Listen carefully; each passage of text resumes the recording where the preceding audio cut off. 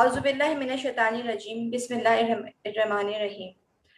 उम्मीद है आप सब लोग अपने घर वालों के साथ, अपने प्यार करने वालों के साथ महफूज और खैरियत से होंगे। मेरा नाम डॉक्टर सीरा सदफ अकबर है और मैं हाशमानीज़ ग्रुप ऑफ हॉस्पिटल में as a microbiologist and infection control manager working करती हूँ। हाशमानीज़ ग्रुप ऑफ हॉस्पिटल्स की तरफ से आजकल हम लोग आप लोग के लिए मुख्तलिफ बीमारियों के हवाले से और मुख्तलिफ जैसे कोविड-19 की उसमें सिचुएशन में हम लोग का हाइपरटेंशन के ऊपर, डायबिटीज के हवाले से, वैक्सीनेशन के हवाले से हम लोगों ने इन सब जो है उस पर जो है मौजूआत पर बात की। तो आप लोग के हमें फीडबैक भी जो है मौसूल हो रहे होते हैं, जिसमें हमारे पास एक बहुत बहुत सारे लोगों ने जो है लेसिक के हवाले से भी जो है हमसे सब सवालात किए कि लेसिक सर्जरी क्या है, वो हमें कब करवानी चाहिए, इसमें एज फैक्टर क्या है। तो इन तमाम सवालात का जवाब देने के लिए हमारे पास जो आज एक शख्सियत मौजूद है जो किसी तारुफ की मोहताज नहीं है। हाशमानी हॉस्पिटल के रूह रवा एंड फाउंडर ऑफ हाशमानी हॉस्पिटल जनाब डॉक्टर शरीफ हाशमानी, जो आज हमारे पास मुख्तलिफ हमारे आंखों के हवाले से और जो हमारे पास लेसिक सर्जरी के हवाले से जो आपके सवालात हैं उन सब का हमें जवाब देंगे। अस्सलाम वालेकुम सर, कैसे हैं सर आप? वालेकुम अस्सलाम, बिल्कुल ठीक हूँ, आप बताइए। अल्लाह का शुक्र है।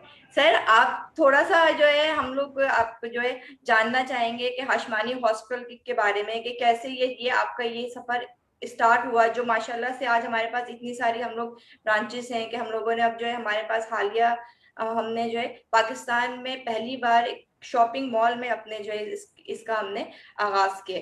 तो ये आपका ये सफर कैसे स्टार्ट हुआ और किस तरीके से हमने इसको जो है किया, तो जो है थोड़ा सा आप जो है हमारे देखने वालों को इसके बारे में कुछ बताइए प्लीज। जी, पहले तो मैं अस्सलाम वालेकुम डॉक्टर सदफ, आपने बड़ा अच्छा सवाल किया है और इससे मेरी बहुत पुरानी यादें और पूरा जो रास्ता जो मैंने तय किया इतने सालों का वो मेरे सामने उजागर हुआ है। पहले तो मैं स्टार्ट करने से पहले आप तमाम लोगों का जो मुझे देख रहे हैं, मैं माजरत करूंगा कि हम जो टाइम था उस टाइम से हम थोड़ा सा डिले हुए हैं। इसकी कुछ टेक्निकल रीजंस थी और एक डॉक्टर की ज़िंदगी जैसे आपको पता है कि वो मसरूफियत में ही गुजरती है। तो ऐसा ही कुछ मसला आज आन पड़ा था जिसकी वजह से हम देर थोड़ी सी हुई। बहरहाल अब हम आते हैं सैयदा सदफ साहिबा के क्वेश्चंस पर। तो हाशमानीज़ ग्रुप ऑफ हॉस्पिटल अब ग्रुप ऑफ हॉस्पिटल हो गया है। जब हमने शुरू किया था तो दैट वाज जस्ट हाशमानीज़ हॉस्पिटल और ये सफ़र हमने शुरू किया तकरीबन 1981 में और ये सफ़र आहिस्ता आहिस्ता तय करते करते माशाल्लाह। लेकिन असल जो काम की बात जो मैं बताना चाह रहा हूँ उस इस सारी जद्दोजहद के पीछे जो मेरा ख़ुद का जो एक एम था, जो मकसद था, वो ये था कि पाकिस्तान में हर वो टेक्नोलॉजी हम मुतारिफ़ कराएं जिसके जो दुनिया में अवेलेबल है और हम मतलब कहीं पर भी, क्योंकि हम जब बाहर जाते थे पहले और उनको जो जो कॉन्फ्रेंसेस अटेंड करते थे तो बाद औक़ात हमें अपनी कमाईगी का एहसास होता था और हमें लगता था कि हम इनसे पीछे हैं। तो उस एहसास ने मुझे ये फ़ोर्स किया कि मैं आगे बढ़ूं और हर वो चीज़ यहाँ पर लेकर आऊँ जो पाकिस्तान में अवेलेबल नहीं है।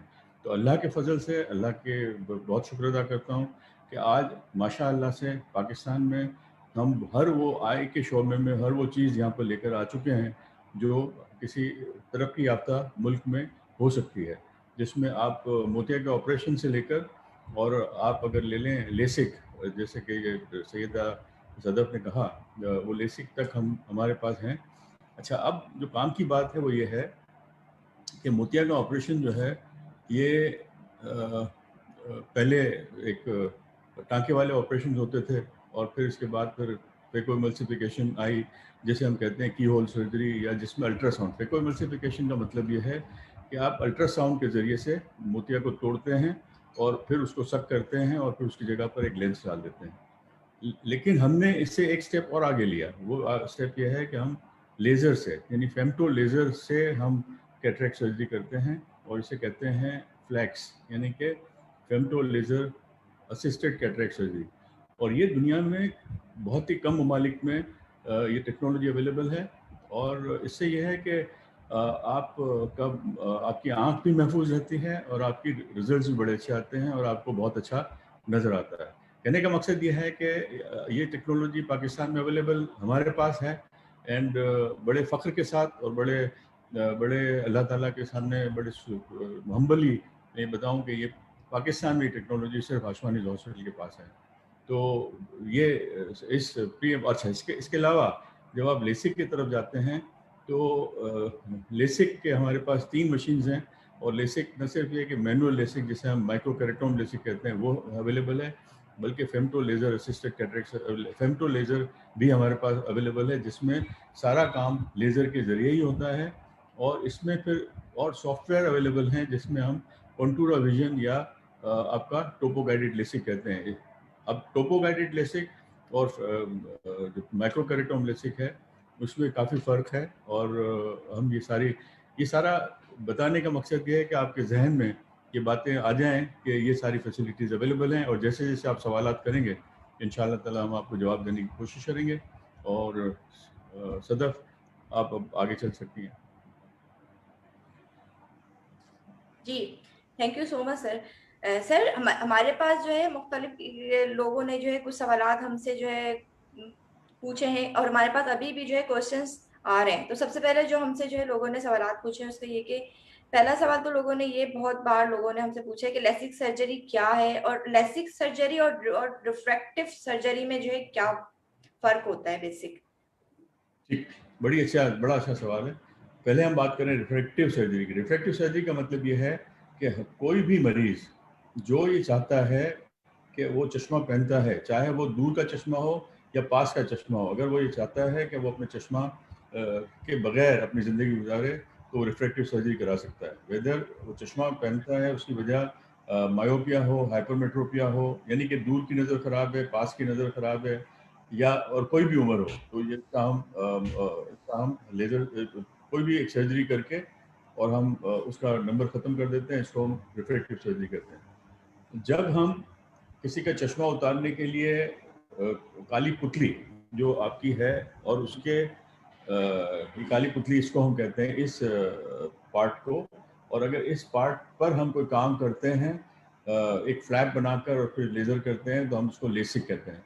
तो लेसिक में और कैटरेक्ट लेसिक में और रिफ्रैक्टिव सर्जरी में फ़र्क यह है कि लेसिक इस पार्ट पर की जाती है, रिफ्रैक्टिव सर्जरी पूरी आँख में कहीं भी आप कोई भी प्रोसीजर करके और आप नंबर ख़त्म कर सकते हैं। जी। जी सर, इसके बाद जो हमारे पास एक बहुत लोगों ने सबने जो एक सवाल पूछा है कि जैसे हम लेसिक सर्जरी अगर कोई करवाता है तो इसका कोई साइड इफेक्ट होता है जो हमें कुछ अरसे बाद या कई सालों बाद ये अगर हम वो हमें जाहिर हो, तो इसके जो है। और इसमें एक और सवाल से ये है कि इसमें जो है कोई उम्र का भी अमल दखल होता है कि किस उम्र के लोगों को जो है लेसिक सर्जरी करवानी चाहिए, और किस किस उम्र के किन किन यानी कि किन लोगों को जो है लेसिक सर्जरी सूट नहीं करेगी और नहीं उन लोगों को जो है करवानी चाहिए। देखिए ये आपका एक सवाल नहीं है, ये मुख्तलिफ सवालात का एक जमघटा है और मैं सारे सवाल के जवाब देने की कोशिश करूँगा। और बड़ा अच्छा सवाल ये लोग मुझसे भी पूछते हैं कि क्या लेसिक के कोई साइड इफ़ेक्ट हैं। तो पहले मैं एक बता दूँ बात कि लेसिक जो है ये एक सिंपल प्रोसीजर नहीं है। लेसिक के लिए हम हर मरीज़ जो हमारे पास आता है मैं उसको उस वक्त तक नहीं देखता और उसके बारे में मशवरा नहीं देता जब तक कि उसने टोपोग्राफी नहीं कराई। ये है टोपोग्राफी, ये आपकी आँख की काली पुतली का सारा वो इवेल्युएट करके हमें ये दे देती है। और ये एक 4 तस्वीरें आप देख रहे हैं, ये आपके काली पुतली के 4 मुख्तलिफ जावियों से इन्होंने काली पुतली को इवेल्युएट किया है। और ये 6 तस्वीरें और हैं। तो ये जब तक ये 2 तस्वीरें एक आँख की ये सारी तस्वीरें नहीं होंगी, जिसे हम टोपोग्राफी कहते हैं, हम आपको मशवरा नहीं दे सकते। तो हमारे पास जो भी मरीज़ मशवरे के लिए आता है तो हम उससे पहले ही कहते हैं कि वो टोपोग्राफी कराए। नंबर 1 बात। नंबर 2 बात ये है कि टोपोग्राफी बेस्ड हम तकरीबन 10 से 12% लोग हैं जिसको हम मना करते हैं कि आप लेसिक नहीं करा सकते। इसके बगैर हम कर ही नहीं सकते। तो 10% लोग ऐसे हैं जिनकी टोपोग्राफी जो है वो नॉर्मल नहीं होती, तो हम कहते हैं कि आप अपना लेसिक न कराएं वो ज़्यादा बेहतर है। लेकिन जब लेसिक हो गया तो जो ये बात मैं समझा दूं, जो आपने पूछा कि क्या इसके साइड इफ़ेक्ट्स हैं, यस, लेसिक नहीं, कोई भी प्रोसीजर आप करेंगे, इवन हवाई जहाज़ में भी हम जाते हैं या ट्रेन के सफ़र में भी करते हैं, तो हर उसके भी साइड इफ़ेक्ट्स होते हैं, ठीक है? तो लेसिक के भी साइड इफ़ेक्ट हैं, और अगर आप गूगल सर्च करेंगे तो आपको 1000 साइड इफ़ेक्ट मिलेंगे, जो दुनिया में कहीं न कहीं किसी न किसी के साथ हुए हैं, ठीक है? ये लेकिन ज़रूरी नहीं है कि सारे साइड इफ़ेक्ट्स आपके साथ हों। तो जो मेजर साइड इफ़ेक्ट्स हैं, जिसके लिए मैं अपने मरीज़ों को बताता हूँ, सबसे पहला जो मेजर साइड इफ़ेक्ट है वो ये है कि आपके ड्राई आइज़ हो जाती हैं, यानी आपकी आँखें खुश्क हो जाती हैं। तो ये लेसिक प्रोसीजर आपकी आँखों को क्योंकि हम नर्व्स काट देते हैं उसमें, तो उसकी वजह से आपको आपको ये जो आँसू आने कम हो जाते हैं। लेकिन ये जो आँसू आना कम हो जाते हैं, उसके लिए हम ड्राई आई ट्रीटमेंट करते हैं, और 3 महीने के बाद आप आपकी पहली वाली लेवल पर आ जाते हैं। जिस लेवल पर आपने लेसिक सर्जरी कराई थी, उस वक़्त जो आपकी आँखों की कंडीशन थी, ड्राई आइज़ के मुतालिक, वो आप वापस अचीव कर लेते हैं। दूसरा साइड इफ़ेक्ट ये है कि नाइट विज़न प्रॉब्लम्स होते हैं। नाइट विज़न प्रॉब्लम्स का मतलब ये है कि आपको लाइट जो है बड़ी फैली हुई नज़र आ सकती है। आपको स्मजिंग लाइट में हो सकती है। ये चीज़ें होती हैं, लेकिन आप you get used to it with time. मैंने लफ्ज़ इस्तेमाल किया you get used to it, का मतलब ये है कि आप फिर उसको समझौता कर लेते हैं और आपको कोई प्रॉब्लम नहीं होता। लेकिन इन चीज़ों को न करने के लिए, या ये चीज़ें आपके साथ न हों, उसके लिए हम रिकमेंड करते हैं कि आप कॉन्टूरा विजन या टोपो गाइडेड लेसिक कराएं। टोपो गाइडेड लेसिक में ये होता है कि आपका ड्राइनेस भी कम होती है, और आपकी रात की जो मैंने कहा नाइट विजन प्रॉब्लम्स, वो भी नहीं होते। तो ये दो चीज़ें हैं जो जिसके लिए आप लेसिक करा सकते हैं, यानी कि टोपो गाइडेड या कॉन्टूरा विजन करा सकते हैं, तो आपके नाइट विजन प्रॉब्लम भी नहीं होंगे, और आपको ड्राई आइज का भी प्रॉब्लम कम रहेगा। जी। जी। सर, इसमें हमारे पास अभी जो कुछ सवालात इसमें हमारे पास आ रहे हैं कि लेसिक सर्जरी जो है करवाने से ये जो इसमें जो है कितना वक्त दरकार होता है, और ऑपरेशन के कितने अरसे बाद तक जो है मरीज को हॉस्पिटल में जो है स्टे करना पड़ेगा। जी, मैं समझ गया। लेसिक प्रोसीजर जो है इटसेल्फ तकरीबन 10 से 12 मिनट का है, और जब आप ऑपरेशन थिएटर के अंदर आते हैं और बाहर जाते हैं, उसमें तकरीबन आप समझिए 10 मिनट लगते हैं दोनों आंखों पर। मरीज का ताउन हमें सिर्फ 10 सेकंड के लिए दरकार होता है, जिसमें हम उनसे कहते हैं कि आप एक ग्रीन लाइट को फोकस करें, और हम ट्रीटमेंट कर देते हैं। और हम फिर ऑपरेशन के बाद मरीज से कहते हैं कि घर जाए और 6 घंटे तक दोनों आंखें बंद रखें। 6 घंटे आंखें बंद रखनी है, दवाएं जो हम बताते हैं वो डालते रहनी है। 6 घंटे के बाद वो मरीज अपनी आंखें खोलकर, अगर रात में शादी में अटेंड करना चाहता है या कहीं भी जाना चाहता है, वो जा सकता है। तो ये बड़ा शॉर्ट प्रोसीजर है, लेकिन असल में इस प्रोसीजर के पहले जो प्री लेसिक जो जो जो इवेल्युएशन है, सबसे बड़ा इंपॉर्टेंट वो है कि आपके चश्मे का नंबर एग्जैक्ट निकाला जाए, क्योंकि जो चश्मा आप पहनते हैं एग्जैक्टली वही हम ट्रीटमेंट करेंगे वहाँ पर थिएटर के अंदर, और आप जो चश्मे से देखते हैं वो बगैर चश्मे के देखने लगेंगे। फिर ये कि प्री ऑपरेटिवली आपको टोपोग्राफी, जैसे मैंने कहा, वो करवानी है। तो ये सारे procedure itself takes just 10 minutes, लेकिन प्रोसीजर के पहले के सारे लवाजमात हैं, उसमें काफ़ी टाइम लगता है। जी। सर, लेसिक सर्जरी जिस इंसान ने करवाई है उसके बाद उसको किन किन जो है कॉम्प्लिकेशन से गुजरने के इम्कानात हो सकते हैं, कि आगे फर्दर वो कुछ अरसे बाद जो है उसकी कोई फर्दर अगर कोई कॉम्प्लिकेशंस हो सकती है। देखिए, अगर आपकी टोपोग्राफी ठीक है और आपने बिल्कुल सही इवेल्युएशन करवाने के बाद लेसिक सर्जरी कराई है, तो इंशाल्लाह ताला कोई कॉम्प्लिकेशन नहीं होती। सबसे बड़ी कॉम्प्लिकेशन जो मैंने बताया, ड्राई आइज और नाइट विजन प्रॉब्लम, ये तो होती हैं। Excuse me.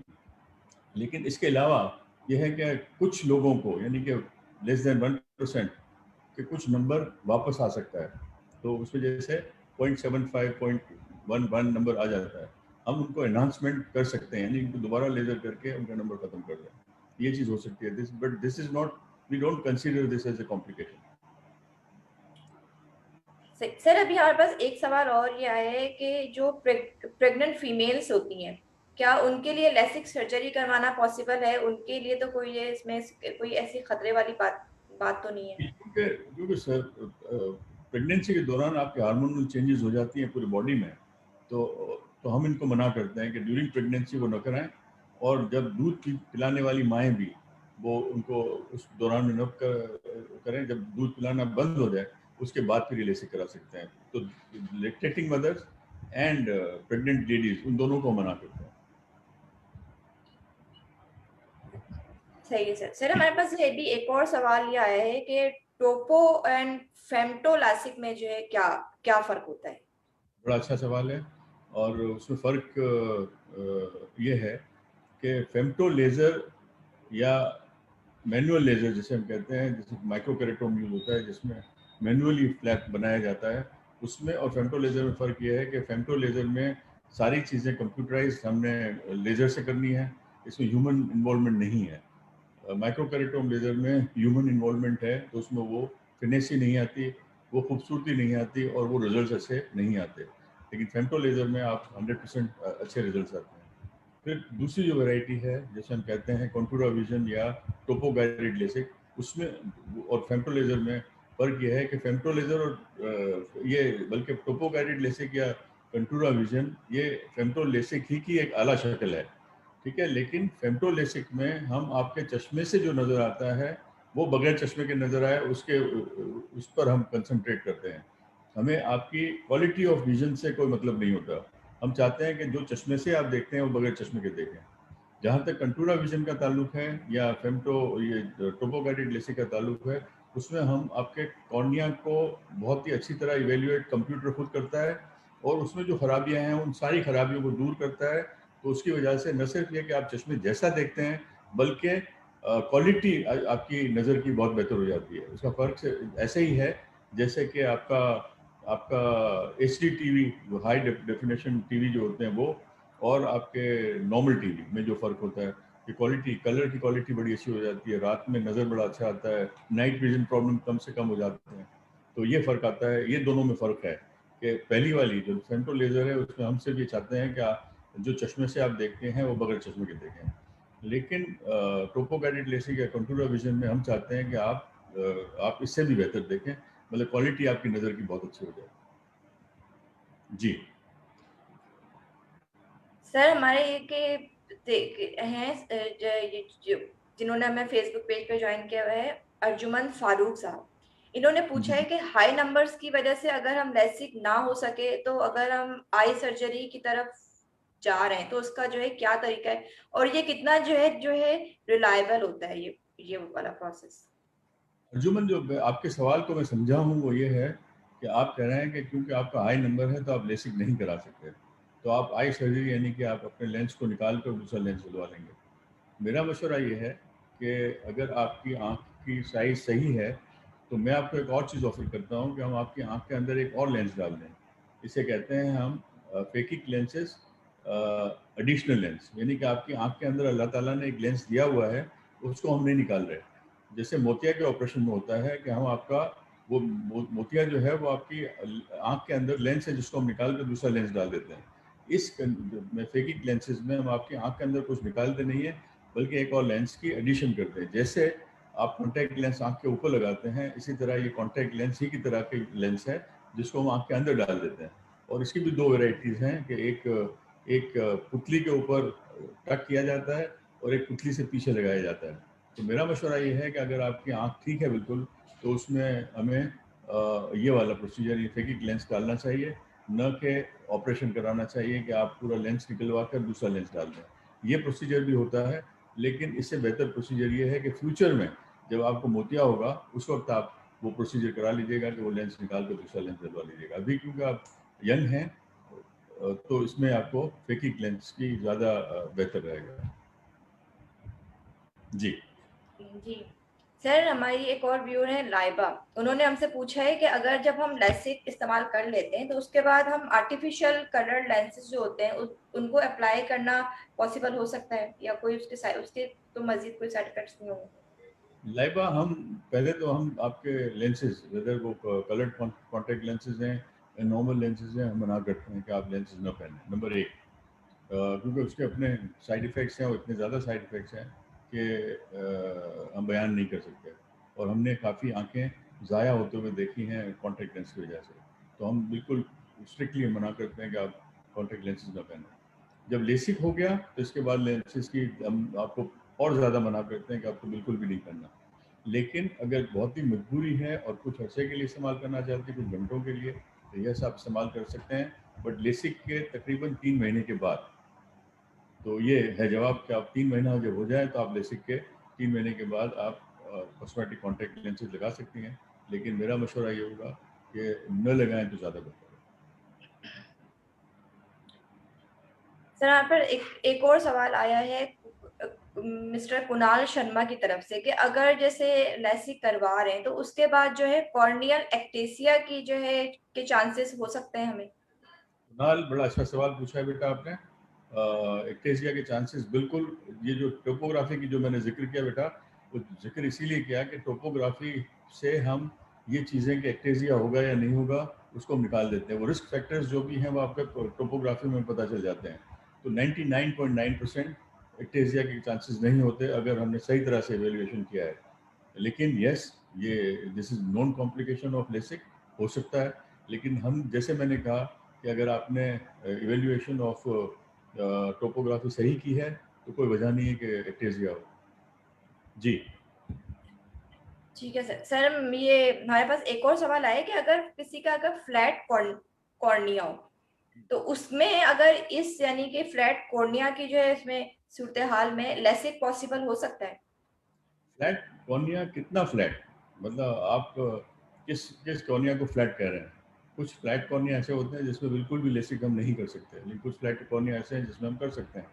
तो इनको मेरा मशवरा ये होगा कि अपनी टोपोग्राफी हमें ईमेल पर सेंड करें, हम उसको इवेल्युएट करके फिर आपको बता देंगे कि वेदर हम कर सकते हैं या नहीं कर सकते। सर हमारे पास जो है ना मुख्तलिफ लोगों के जैसे सवालात अभी आ रहे हैं तो लोग अभी जो थोड़ा सा इसमें जो है लेसिक के हवाले से एज फैक्टर को लेके थोड़े से ज्यादा वो होते हैं कि अभी भी मेरे पास जो सवालात आ रहे हैं उसमें लोग पूछ रहे हैं कि अगर 50+ एज है तो उसके बाद हमें लेसिक करवाना चाहिए। तो सर एज को अगर अगर थोड़ा सा अगर वो आप थोड़ा सा ब्रीफली हमें बता दें तो लोगों के जहन से जो है ये वाली कंफ्यूजन खत्म हो जाएगी। क्योंकि ये रिलेटिवली न्यू प्रोसीजर है, मतलब ये तकरीबन 20 साल से लेसिक शुरू हुआ है। तो शुरू में ये काफ़ी वो था कि इसके एज का काफ़ी जिक्र रहा, लेकिन मैंने अपने एक पेशेंट है जिसकी उम्र 80 साल से ऊपर थी, इनकी दोनों आंखों का उस लेडीज़ की लेसिक किया है, जिनको कि मोतिया के ऑपरेशन के बाद नंबर्स आए थे काफ़ी ज़्यादा, और दोनों आंखों में नंबर में फ़र्क था, तो उनका मैंने लेसिक किया है। तो यस, किसी भी एज में हो सकता है, इसका कोई वो नहीं है, लेकिन पर्पज़ आपका क्या है? जैसे मैंने जिक्र किया कि जिस खातून जिनका कि हमने लेसिक किया, जिनकी उम्र 80 साल से ऊपर थी, उनका इसलिए लेसिक किया तो उनकी दोनों आंखों में मोतिया का ऑपरेशन हो गया था, और इनकी दोनों आंखों में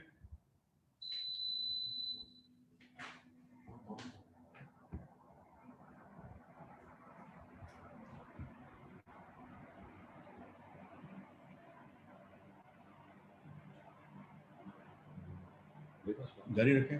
जी सर। अच्छा, तो दोनों आंखों में नंबर्स थे, आगे पीछे नंबर्स थे, और मेरी खातून जो थी वो परेशान हो रही थी कि उनको सही नज़र नहीं आ रहा, तो उनको हमने ऑपरेशन किया, लेसिक किया, और उनकी नज़र ठीक हो गई और बड़ी खुश हैं। तो कम से कम उम्र तो फिक्स्ड है कि आप 18 साल से नीचे नहीं कराना चाहिए, 18 साल से ऊपर हमें करना है, लेकिन ज़्यादा से ज़्यादा उम्र की कोई कैद नहीं है। असल जो कैद का मसला आया है वो ये है, और जो जो मिस इंटरप्रिटेशन हुई है लोगों में, वो ये है कि आप जब लेसिक कराते हैं तो 20 और 40 के दरमियान जब आप लेसिक कराते हैं तो आपकी दूर की नज़र भी ठीक होती है, और क्योंकि आप यंग हैं तो आपकी आंखों के अंदर अकोमोडेशन भी होता है, तो उसमें आपकी नज़दीक की नज़र भी ठीक हो जाती है। लेकिन जब आप लेसिक 40 साल के बाद कराते हैं तो आपकी दूर की नज़र तो बहुत अच्छी हो जाती है, लेकिन आपकी नज़दीक की नज़र ख़राब हो जाती है। उसकी वजह यह है कि अकोमोडेशन फैक्टर आपका, जैसे एक नॉर्मल आदमी जिसने कभी कोई चश्मा नहीं पहना, वो लेसिक कराए या ना कराए, उसकी उम्र 40 साल की जब होती है तो उसको नज़दीक का चश्मा आता है। एग्जैक्टली यही चीज़ लेसिक के बाद होती है कि हम आपकी आंखों को नॉर्मल कर देते हैं। तो जब आप 38 साल या 40 साल के करीब पहुंचते हैं तो आपके नज़दीक में चश्मा आता है। इसलिए लोगों ने इसको एक गलतफहमी पैदा हुई कि 40 के बाद it is not recommended. I do recommend this LASIK at any as. अगर फ़र्ज़ कीजिए कि कोई 50 साल का बंदा है और उसका -5 है, तो हम उसको ये कहते हैं कि आप अपना 4 नंबर निकाल दें, 1 नंबर रहने दें, उससे आपको नज़दीक में नज़र अच्छा आएगा। तो 4 नंबर जब निकल जाता है तो उसकी नज़र दूर की सारे घर के काम, बाहर आना जाना, ये सारा इसका बगैर चश्मे को हो जाता है। और क्योंकि -1 नंबर है तो उसकी वजह से वो नज़दीक भी अच्छा दिख लेता है। तो ये डिपेंड करता है केस टू केस, जैसे मरीज से मरीज हम खुद इवेल्युएट करते हैं। लेकिन ये गलतफहमी दूर होनी चाहिए कि ये एक ख़ास उम्र तक ही होता है। सारी उम्र में हम कर सकते हैं, डिपेंडिंग अपॉन कि उनकी नीड क्या है। जी। सर हमारे पास सवाल किया है, हमारे व्यूअर ने कुणाल शर्मा। उन्होंने हमसे ये पूछा है कि बहुत से लोगों को जो है लेसिक के बाद ड्राई आइज की जो है प्रॉब्लम हो जाती है। तो अगर लोगों को जो है लेसिक के बाद ड्राई आइज की प्रॉब्लम हो रही है तो उसको वो किस तरीके से मैनेज करें, और वो कितने अरसे तक ये प्रॉब्लम उनके साथ रहेगी। कुणाल, आपने दूसरा सवाल मुझसे पूछा है। पहले भी आपने एक सवाल मुझसे पूछा, मैंने जवाब उसका आपको दिया एक्टेजिया के बारे में। इसका मतलब यह है कि आप लेसी के मुतालिक अच्छा खासा माशाल्लाह जानते हैं। वेरी गुड, आपका सवाल अच्छा है। और ये सवाल आप जो कर रहे हैं उसका मैं जवाब भी दे रहा हूँ। उससे ये होगा कि आपके सवालात की वजह से आम लोग जो हैं, जो सुन रहे हैं मेरा ये प्रोग्राम और देख रहे हैं, उनको ये फ़ायदा होगा कि वो इससे वो करें। आपकी बात बिल्कुल सही है। देखें, सबसे पहला जो मैंने जो दो बातें आपसे पहले कही कि इवेल्युएशन ऑफ लेसिक लेसिक से पहले आप हर मरीज की इवेल्युएशन होनी चाहिए। तो इवेल्युएशन में टोपोग्राफी सबसे पहला अमल है जिसमें हमें करना है। नंबर 2 है, उसको इवेल्युएशन करना है कि उसको कहीं ड्राई आई प्रॉब्लम तो नहीं है, क्योंकि अगर ड्राई आई प्रॉब्लम है तो ये ड्राई आई और ज़्यादा बढ़ जाएगी।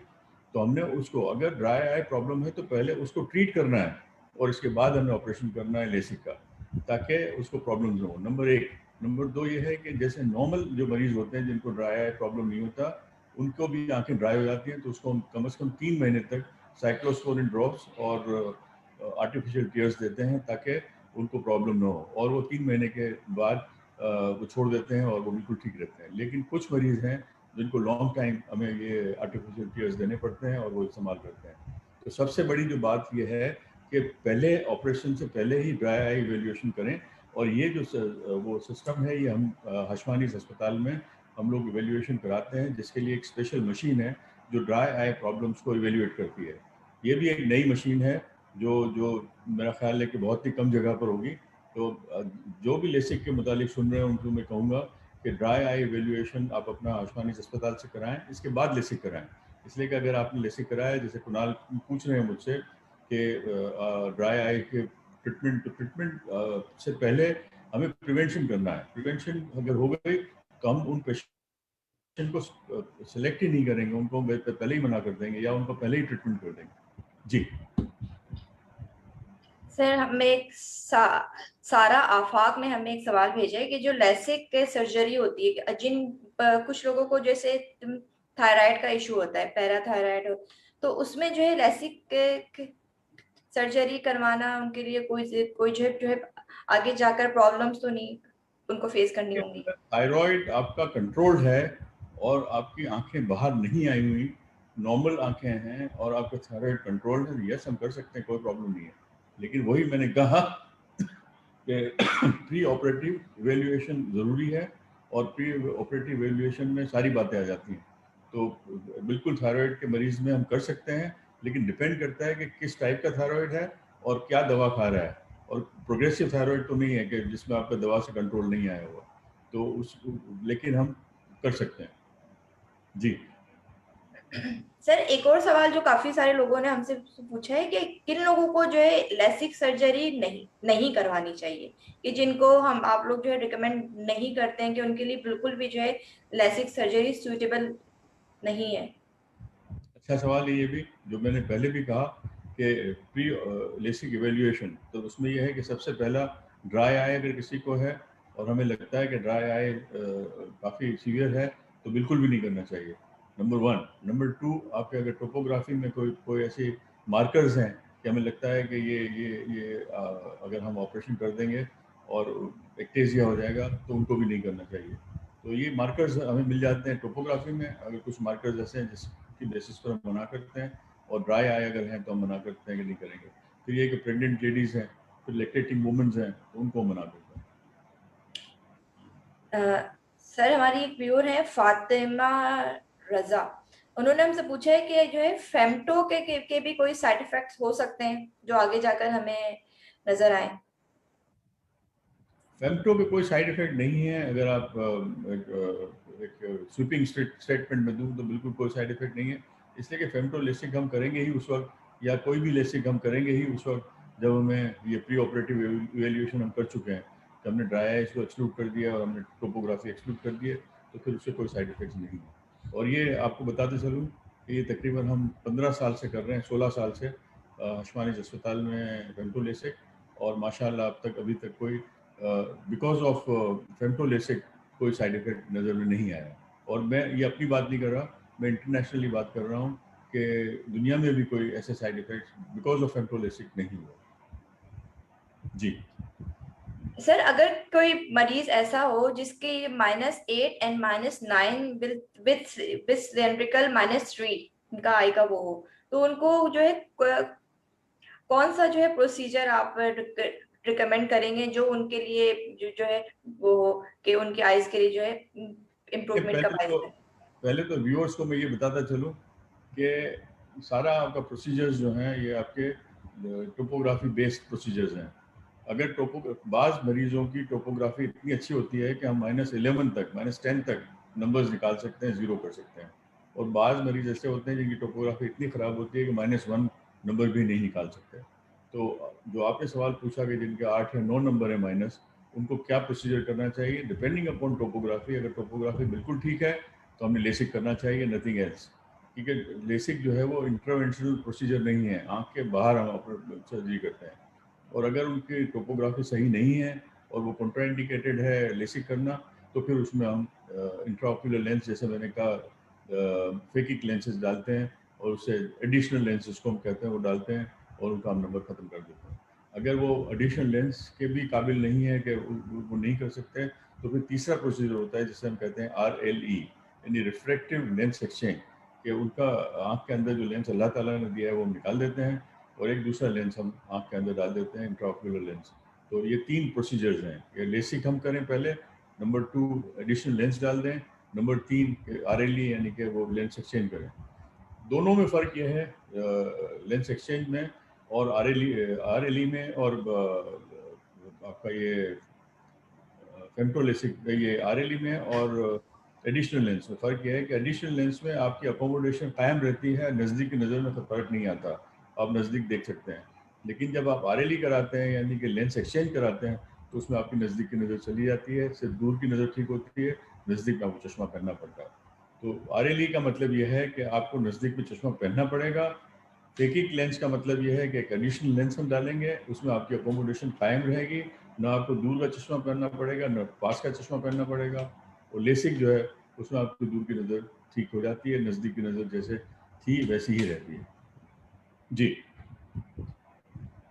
सर प्रिया अली हैं, उन्होंने हमसे पूछा है कि अगर किसी की जो है टोपोग्राफी सही नहीं आती है, कि उनका जो है कोरोना जो उनका जो है कॉर्निया है वो उनका वीक है, तो उसमें जो है क्या उनको जो है सजेस्ट करेंगे कि वो जो है suggestion not not to go for femto, तो वो क्या जो है ट्रीटमेंट लें कि उनकी जो है वो ग्लासेस रिमूव हो जाए? इनको बिल्कुल भी ये लेसिक नहीं कराना चाहिए जब टोपोग्राफी इनकी ठीक नहीं है, तो लेसिक आउट ऑफ क्वेश्चन है।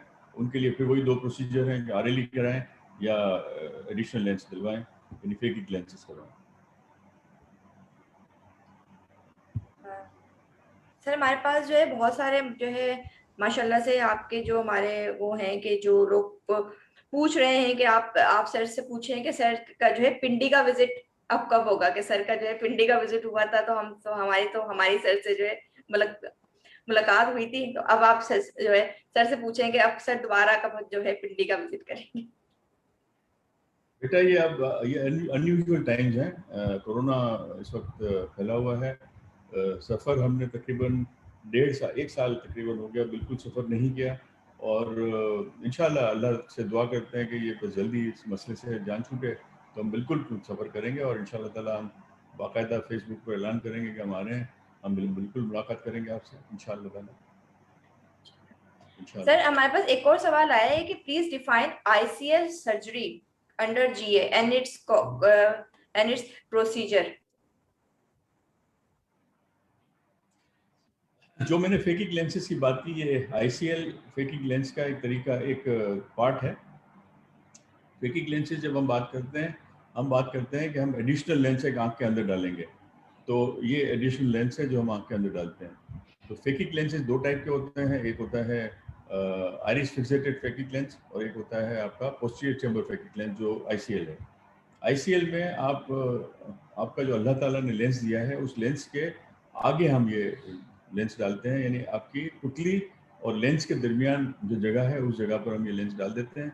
उससे आपका जो नंबर है वो, अगर आपका नंबर अप टू, बल्कि आज ही मैंने एक ऑपरेशन किया है जिनका नंबर तकरीबन -18 दोनों आंखों में था और हमने उसमें ये लेंस डालकर 0 किया है।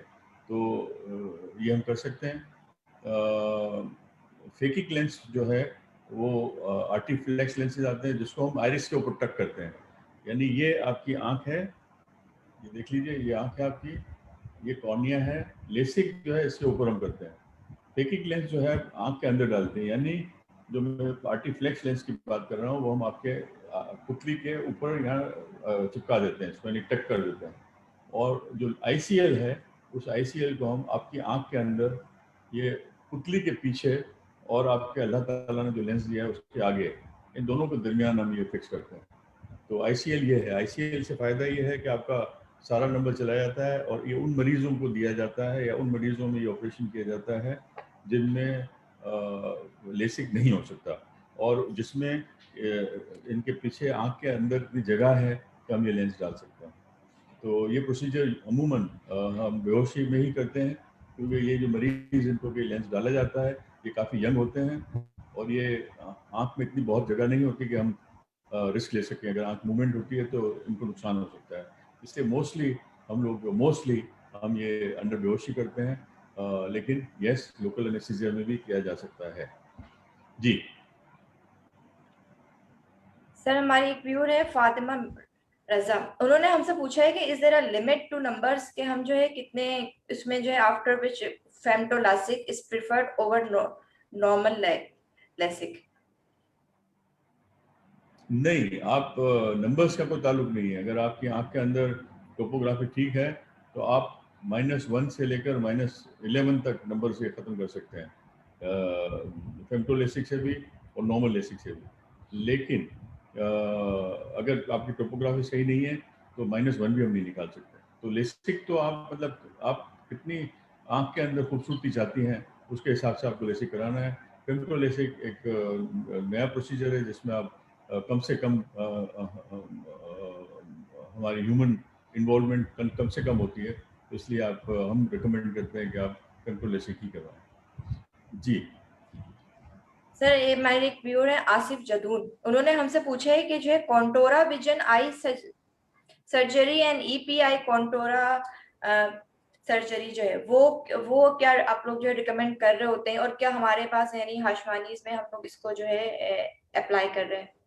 बिल्कुल अप्लाई कर रहे हैं और तो हम हर मरीज को ये रिकमेंड करते हैं कि वो कंटूरा विजन ही कराए।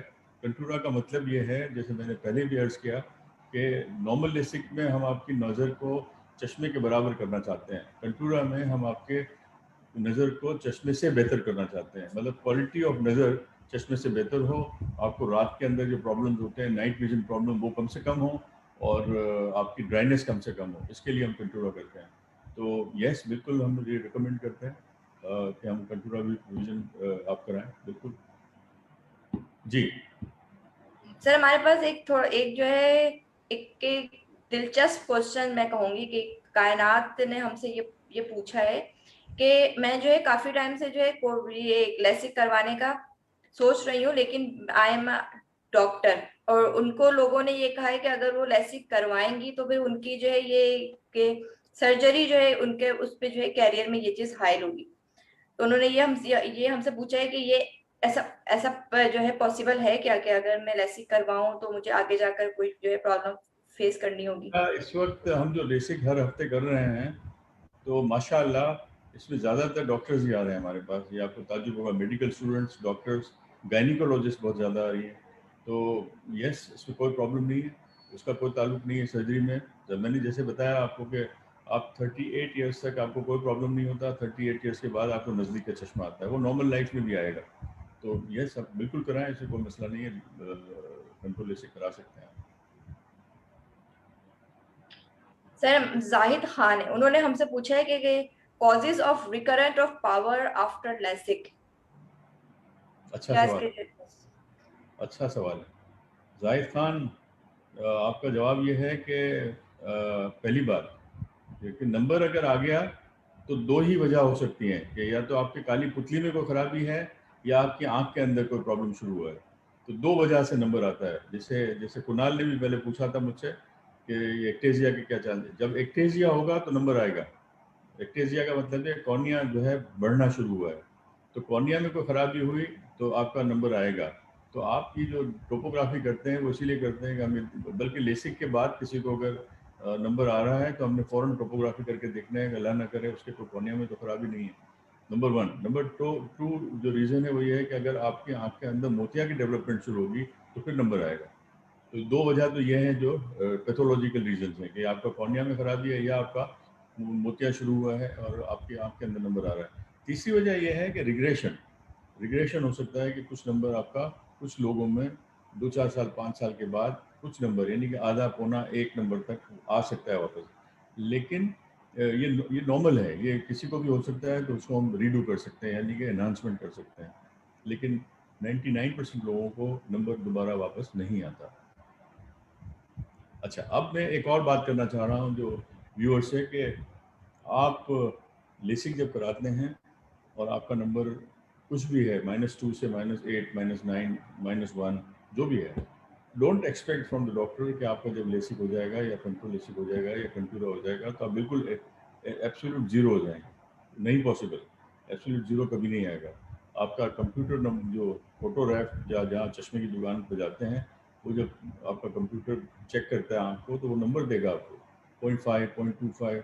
तो ये नहीं समझना कि ये डॉक्टर की गलती है या ये नंबर दोबारा आ गया है, ये नंबर रहेगा। कंप्यूटर ने कुछ ना कुछ नंबर देना है हमने। और अच्छा, दूसरी बात ये है कि ये नहीं देखेंगे आप कि आपकी एक आंख, दोनों आंखों से कंपेयर करेंगे, एक आंख बंद की और आपने कहा कि डॉक्टर साहब मुझे इससे तो अच्छा नज़र आ रहा है, इससे अच्छा नज़र नहीं आ रहा। तो ये भी होगा, 19-20 का फ़र्क डेफिनेटली होता है। और आपको जब हम बात करते हैं कि आपकी नज़र 6/6 हो जाएगी, तो दोनों आंखें खुली हुई और आप जब पढ़ेंगे तो आप 6/6 होंगे। तो ये जब कंपैरिजन करेंगे एक आंख बंद करके, तो आपको ये डिफरेंस नज़र आएगा कि आपका ये 19-20 का फ़र्क है, तो रहेगा, उसका कोई हल नहीं है। इसलिए कि ये सिर्फ आपकी मशीन के ऊपर नहीं डिपेंड करता, ये आप पर भी डिपेंड करता है कि जब आप ऑपरेशन कराते हैं, जब आप लेसिक करा रहे होते हैं, उस वक्त आप एग्जैक्टली डॉक्टर्स की जो रिकमेंडेशन होती है कि आपको लाइट में देखना है, वो आप नहीं फॉलो करते और उसकी वजह से आपको बाद आकार के नंबर आता है। तो ये दिमाग में रखना है। आपको ये आपको ये रिजल्ट चाहिए कि आपका चश्मा न रहे और आपके रूटीन वर्क जो है वो बगैर चश्मे के हों। ज़ीरो की एक्सपेक्टेशन के साथ आप अगर जाते हैं तो you are very difficult patient and you can not achieve zero. लेकिन यस, आपका नंबर सारा नंबर ख़त्म हो जाएगा और आप बगैर चश्मे के सब कुछ देखेंगे। जी। तो हमारे पास एक और सवाल आया है, मिस फहमीदा ने किया है कि जो नाइट विजन का इशू होता है उसका फेम्टो से कोई ताल्लुक होता है। फेम्टो से कोई ताल्लुक नहीं है, लेकिन अगर आप नाइट विजन प्रॉब्लम कम करना चाहते हैं, night vision problem is part and parcel of LASIK procedure. तो ये तो दिमाग में आप रख लें कि नाइट विजन प्रॉब्लम्स जो होंगे आपको लेसिक के बाद, अगर आप चाहते हैं कि नाइट विजन प्रॉब्लम्स कम हो तो आपको कंटूरा विजन कराना है या आपको टोपो गाइडेड लेसिक कराना है। तो ये मैंने लफ्ज़ इस्तेमाल किया कि अगर आप चाहते हैं कि आपके ये नाइट विजन प्रॉब्लम कम हो, डोंट एक्सपेक्ट कि जीरो हो जाए, जीरो नहीं होंगे। Night vision problem Contoura vision में भी होंगे, लेकिन कंपैरेटिवली जो नॉर्मल लेसिक या फेम्टो लेसिक के मुकाबले में कम होंगे। जी। सर हमारे एक व्यूअर है आसिफ जदून, उन्होंने ये पूछा है कि जो है कॉन्टोरा विजन जो होता है जो हम लासिक सर्जरी में कर, उसमें उसकी जो है एलिजिबिलिटी क्या है, यानी किन उम्र के और किन लोगों को जो है ये चीज जो है करवा सकते हैं। खास वो नहीं है, आप किसी भी उम्र का बंदा ये करा सकता है, और जो जिनको लेसिक किया जा सकता है उनको कंटूरा विजन भी किया जा सकता है, इसलिए कोई इसकी उम्र की कोई कैद नहीं है। अच्छा, सर एक और हमारे पास सवाल पूछा है मिस महानूर ने, उन्होंने कहा है कि उनकी मदर है, उनकी आई की आई की जो है बीनाई मुकम्मल तौर पर इनकी उनकी खत्म हो चुकी है। तो उनको जो है काफी अलग वो है कि जो है, तो उनको जो है कोई फायदा इसमें होगा कि अगर वो ये चीज नहीं, करवाएंगे?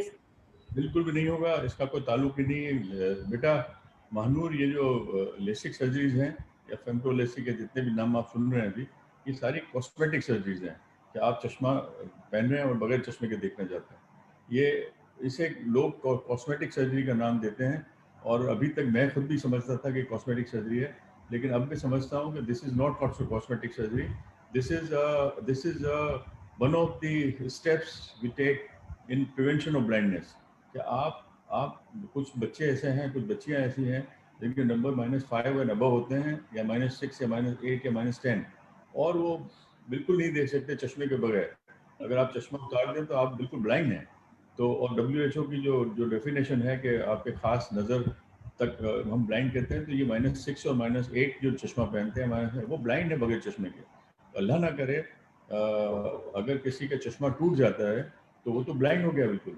तो इन लोगों को तो मैं रिकमेंड करूंगा कि आप बिल्कुल अपना लेसिक कराएं और अपना आप ब्लाइंडनेस दूर करें अपनी। तो जो जो जो बड़ी बड़ी इंश्योरेंस कंपनियां हैं वो भी इसे कॉस्मेटिक प्रोसीजर कहती हैं, लेकिन मेरा हमेशा झगड़ा उनसे यही रहा है कि this is not a cosmetic procedure. अगर ये नंबर आपका -6 एंड अबव है या -5 एंड अबव है, तो this is a prevention of blindness issue. तो इनको तो रिकमेंड मैं करता हूँ, और बल्कि मैं सारे जो जो जो जो जो इंश्योरेंस कंपनी के मालिकान हैं उनसे भी मैं कहता हूँ कि take it as a prevention of blindness measure and don't take it as a cosmetic measure. जी। तो हमारे पास एक व्यूअर है मिस्टर शुजा। उन्होंने हमसे एक बहुत यानी कि एक दिलचस्प सवाल ये पूछा है कि अगर जैसे ब्लाइंडनेस किसी को हो जाती है तो आपके एज अ विजन में आपका आपका जो है इसमें नजरिया क्या है कि हमारे पास आगे फ्यूचर में जाकर ऐसे ऐसे हम कोई ट्रीटमेंट इसमें हासिल कर सकते हैं कि उनकी जो है ब्लाइंडनेस खत्म हो जाए? देखिए, डिपेंड करता है कि ब्लाइंडनेस किस वजह से है। और आजकल दुनिया में ऐसे प्रोसीजर्स अब अवेलेबल होने लगे हैं, जैसे आपने जीन थेरेपी का सुना होगा कि आप आँख के अंदर एक डोज़ डाल दें तो उससे आपकी नज़र कुछ बेहतर हो सकती है। तो ये चीज़ें शुरू हो चुकी हैं, और ट्रांसप्लांटेशन भी कुछ केसेस में हुई है। तो इससे ये उम्मीद बंधी है कि इंशाल्लाह ताला, क्योंकि this is just the beginning, future में इंशाल्लाह ताला ऐसे प्रोसीजर्स दरियाफ्त होंगे जिसमें आपकी ये ब्लाइंडनेस बिल्कुल दूर हो जाएगी। लेकिन इस वक्त सर दस्त अभी कोई ऐसे कोई प्रोसीजर्स अवेलेबल नहीं है, सिवाय एक दो बीमारियों में उन्होंने जीन थेरेपी की है, लेकिन जीन थेरेपी वो भी एक एक्सपेरिमेंटल स्टेज पर है, और उसकी कॉस्ट बहुत ही ज़्यादा है, जो हम एक आम आदमी अफोर्ड नहीं कर सकता। जी। Thank you so much sir for your time कि आज आपने इतना हमें अपना इतना कीमती वक्त दिया कि लोगों के जहनों में जो मुख्तलिफ इबाम थे, मुख्तलिफ इसके बारे में जो सवालात थे कि लेसिक सर्जरी क्या है, ये किन उम्र के लोगों को जो है करवानी चाहिए, इसके क्या साइड इफेक्ट्स होते हैं, और जो मुख्तलिफ इसके बारे में लोगों के जहन में बातें थी। आज उम्मीद है कि लोगों को जो है उन तमाम सवालात के जवाब मिले होंगे, और लोगों के जहन से जो लेसिक के बारे में एक वो है कि लेसिक बेसिकली क्या है, एक यानी कि लोगों के जहन में सर एक लेसिक के बारे में जो कॉन्सेप्ट है वो है कि भाई लेसिक हमें करवाना है नहीं करवाना है, क्या एज फैक्टर है। तो बहुत बहुत शुक्रिया सर कि आज आपने इतना हमें अपना टाइम दिया, और फिर आगे भी इंशाल्लाह ताला हम जो है इसके बारे में और भी जो सवालात होंगे वो हम जो है आगे अपने किसी आने वाले प्रोग्राम में उसको फिर एडअप करेंगे। सर अगर आप कुछ कुछ एंड में जो है कुछ कहना चाहें हमारे लोगों बिल्कुल से। कहना चाहूँगा, पहले तो मैं व्यूअर्स का शुक्रिया अदा करूँ कि आपने आज एक मुझे नया रास्ता दिखाया है, कि मुझे मेरे जहन में काफ़ी बातें आ रही हैं। आयुष्मान अस्पताल हमेशा, जैसे मैंने कहा, कि हम एक स्टेप आगे ही रहे हैं, कि हम कि जो भी इंस्ट्रूमेंट जैसे जो भी तरक्की दुनिया में होती है वो फ़ौरन हम पाकिस्तान ले आते हैं। और आज मुझे ये जो जो आपके सवालात और सुनकर मुझे लगा कि इसकी काफ़ी स्कोप है कि हम इन चीज़ों को वेबसाइट के थ्रू और आपके जो फेसबुक के थ्रू हम लोगों में अवेयरनेस पैदा करें कि लेसिक और उसके मुतालिक, जैसे आज क्या है, ऐसे मुख्तलिफ बीमारियों पर मैं अपने मैनेजमेंट से कहूँगा कि मुख्तलिफ बीमारियों पर मुख्तलिफ डॉक्टरों के साथ ये प्रोग्राम हो, ताकि लोगों को अवेयरनेस भी हो। और दूसरी बात जो मैं करना चाह रहा हूँ वो ये करना चाह रहा हूँ कि जो जो फिलैंथ्रोपिस्ट लोग हैं, जैसे मैंने कहा कि लेसिक एक कॉस्मेटिक सर्जरी नहीं है, LASIK is the step towards prevention of blindness. तो मैं मुखैर हजरात से ये अपील करूँगा कि ये जो सर्जरीज हैं, लेसिक सर्जरी या डायबिटिक के ऊपर हमारे लोग जो हैं वो ब्लाइंड हो रहे हैं, तो ये एक बहुत बहुत जाइगेंटिक काम है जो एक दो बंदे या एक दो ऑर्गेनाइजेशन नहीं कर सकती, मल्टीपल ऑर्गेनाइजेशंस को ये करना होगा। जैसे कि मैं अपनी जो माजी देख रहा हूँ कि मैंने जब 40 साल पहले मोतिया के ऑपरेशन के मुतालिक जब मैं कैंप करता था, तो उस वक्त हमारे कैंप में हज़ारों आदमी आते थे और जिनमें हमें सैकड़ों ऑपरेशन करने पड़ते थे। आज मुख्तलिफ तंजीमों के मल्टीपल आई कैंप्स करने की वजह से ये रेशो बहुत ही कम हुआ है माशाल्लाह। और आज ये पोजीशन आई है कि मेरी ज़िंदगी में ही मैंने ये देख लिया कि 40 साल के बाद आज मैं ये कहता हूँ कि अब पाकिस्तान में आई कैंप्स की ज़रूरत नहीं है, बल्कि जो हॉस्पिटल्स हैं उसमें भी प्रॉपर तरीके से आई कैंप्स होने चाहिए। इसी तरह आज मैं ये फिलैंथ्रोपिस्ट से कहूँगा कि ये प्रिवेंशन ऑफ ब्लाइंडनेस का जो मैं बात कर रहा हूँ, ये एक बहुत जाइगेंटिक मसला है और इसमें आप लोगों के डोनेशंस की, आप लोगों के ताउन की, आप लोगों की ज़कात की हाशमानिस फाउंडेशन को ज़रूरत है, क्योंकि हम वो हॉस्पिटल हैं, yes we are commercial hospital, लेकिन we have got to base hospital, जो एक नॉर्थ कराची में और एक रनछोड़ लाइन में, जो हम ज़कात के पैसों से चलाते हैं और वहाँ पर जो भी ऑपरेशन मरीज़ आते हैं उनका हम ज़कात के पैसों से ही ऑपरेशन करते हैं। तो हमें और ये जो लेसिक का जो मसला है, मेरे पास इस वक्त तकरीबन 100-150 मरीज़ ऐसे हैं जो ये चाह रहे हैं कि हमें उनका, तो हम एज ए पर्सनल बेसिस पर मैं जिन लोगों को भी फ्री कर सकता हूँ मैं कर रहा हूँ, लेकिन मैं चाह रहा हूँ कि आपके सपोर्ट की भी ज़रूरत है। तो आप अगर चाहें तो इस कार्य खैर में हिस्सा लें और डोनेशंस दें ताकि इन लोगों के ऑपरेशन हो सकें। इसके साथ शुक्रिया। इंशाअल्लाह ताला आइंदा वक्तों में हम फिर मिलेंगे एक नई बीमारी के साथ आंखों की, और इंशाअल्लाह ताला आपको हम फिर एक अवेयरनेस पैदा करेंगे। शुक्रिया। Thank you sir. जो लोग हमें सुन रहे हैं, देख रहे हैं, हाशमानिस ग्रुप ऑफ हॉस्पिटल के पेज से जिन लोगों ने हमें अभी लाइव ज्वाइन किया हुआ है, उन सब लोगों का भी बेहद शुक्रिया। आप सब लोगों के फीडबैक का हमें हमें इंतजार रहेगा। नेक्स्ट प्रोग्राम तक के लिए इजाजत दीजिए। थैंक यू एंड अल्लाह हाफिज। आखिरी